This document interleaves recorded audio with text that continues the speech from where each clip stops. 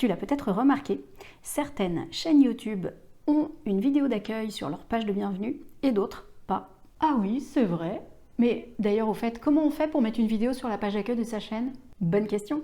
Toi aussi, tu veux savoir comment faire? Alors viens avec moi, c'est exactement ce qu'on va voir dans cette vidéo. Moi, c'est Caroline de La Chouette qui filme. J'accompagne les entrepreneurs comme toi à dépasser leur blocage pour qu'ils puissent mettre eux aussi la puissance de la vidéo au service de leur bise. D'ailleurs, je t'ai préparé une mini-formation pour booster ton bise grâce à la vidéo. Pense à la récupérer, le lien est dans la description. Et si t'aimes cette vidéo, like, partage et abonne-toi à la chaîne pour ne rien rater. Mais commençons par le commencement. C'est quoi l'intérêt de mettre une vidéo d'accueil sur sa chaîne? Ça sert à se présenter? Oui, mais pas que. Si tu observes bien YouTube, tu verras qu'il n'y a pas tellement d'endroits où tu peux expliquer à tes spectateurs de quoi tu vas parler sur ta chaîne. Et il y a bien sûr le bandeau de ta chaîne, mais comme pour une miniature, tu vas pouvoir y mettre quelques mots, pas plus. Il y a aussi l'onglet « À propos » qui permet de mettre jusqu'à 1000 caractères. C'est déjà mieux, mais ça reste court. Et c'est du texte. Et il faut cliquer pour aller voir. Ça veut dire que seul un très petit pourcentage de spectateurs vont aller voir ce que tu as écrit ici. Or, c'est important d'annoncer à tes spectateurs potentiels de quoi tu vas leur parler, surtout si tu débutes. Ouais.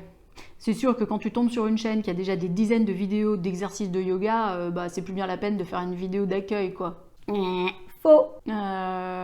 Pourquoi? Parce que ce qui joue énormément sur YouTube, c'est de définir à qui tu parles avec le plus de précision possible. Par exemple, tu peux faire des vidéos de yoga pour les futures mamans, pour les plus de 65 ans, pour les jeunes actifs stressés, pour les enfants, etc.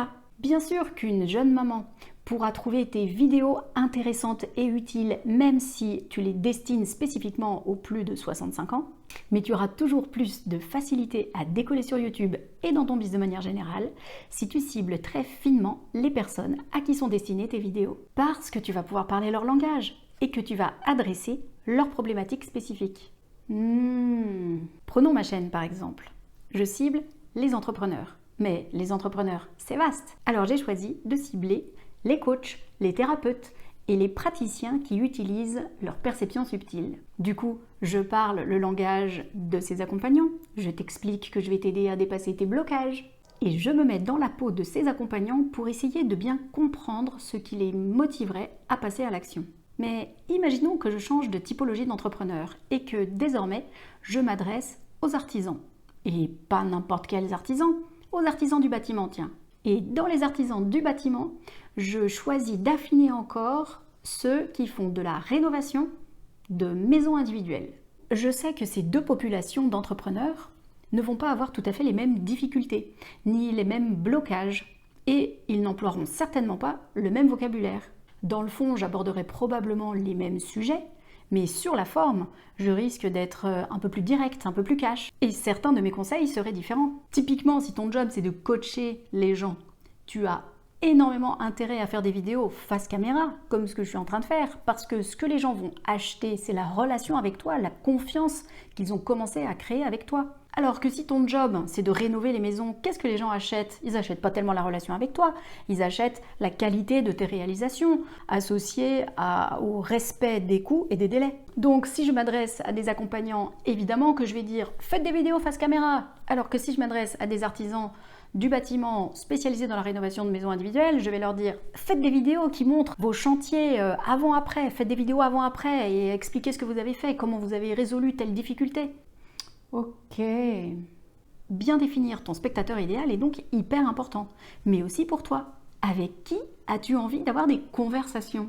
Parce que les réseaux sociaux, YouTube, c'est des conversations.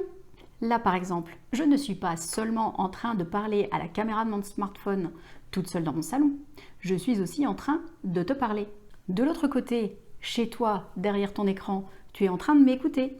Et dans ta tête, il se passe plein de choses. Il y a des petites choses qui se disent, exactement comme quand tu converses avec un ami. Et en cours de vidéo ou à la fin de la vidéo, tu auras peut-être envie de m'écrire un commentaire, de me poser une question ou de m'envoyer carrément un message privé pour me parler de ton bise. Si tu définis bien à qui tes vidéos s'adressent, tu vas donc recevoir des messages, des questions ou des mails de personnes avec qui tu auras plaisir à échanger, avec qui ce sera fluide, à qui il sera facile de proposer tes offres sans avoir l'impression de vendre. Inversement, si tu ratisses un peu trop large, tu risques de recevoir des commentaires, des messages ou des emails de personnes qui seront complètement à côté de la plaque par rapport à ce que tu proposes. Et ça va te gonfler et pomper ton énergie. Punaise, hein, savoir à qui on parle dans nos vidéos et donc qui on veut avoir comme client, c'est en fait beaucoup plus important que ce que j'imaginais. Eh oui, mais du coup, qu'est-ce que je dois dire dans cette vidéo d'accueil de chaîne? Une vidéo d'accueil de ta chaîne, une vidéo de bienvenue doit contenir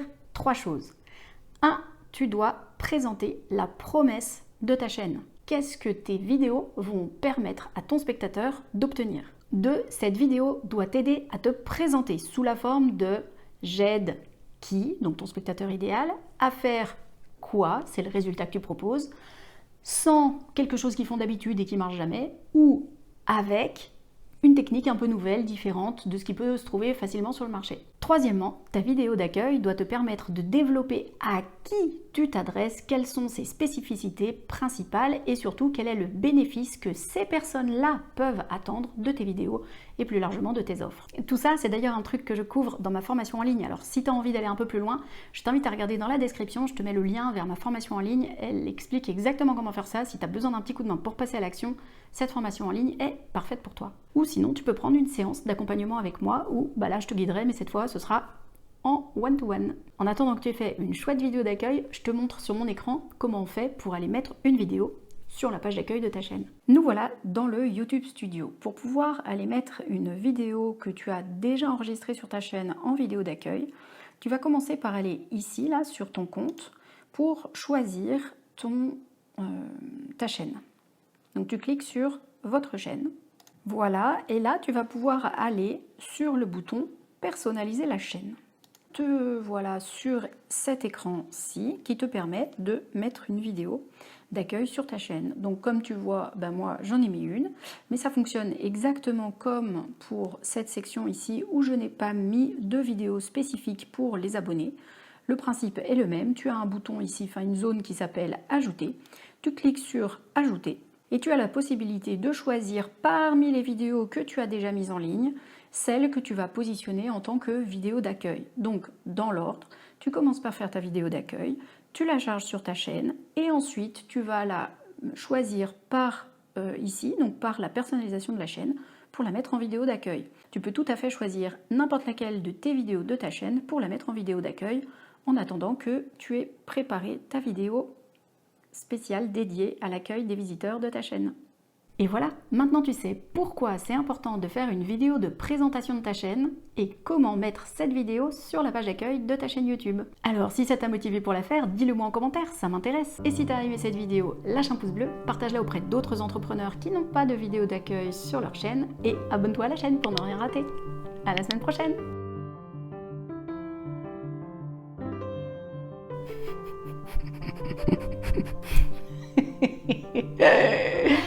Faux, F-O. Sorry, private joke. Parce que si... Et donc, à quelle sorte de client ça